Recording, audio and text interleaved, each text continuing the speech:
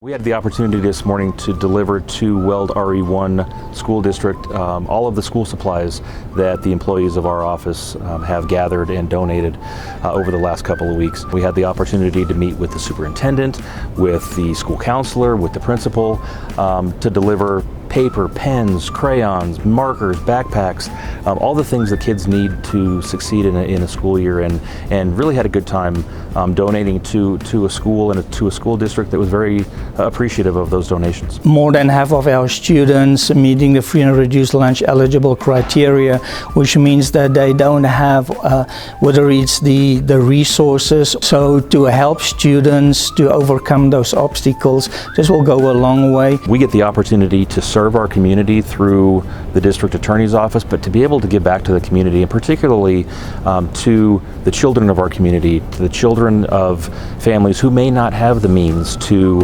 provide a backpack, to provide all of the fancy markers and pens and paper that they need to succeed in school. It's important for us to be able to give back. Every donation we get, we really do appreciate, because it goes a long ways. We have of our students particularly and their families, thank you so much for this generosity and this outflow of care and kindness and supporting our students. That makes a huge difference, and we appreciate it very much.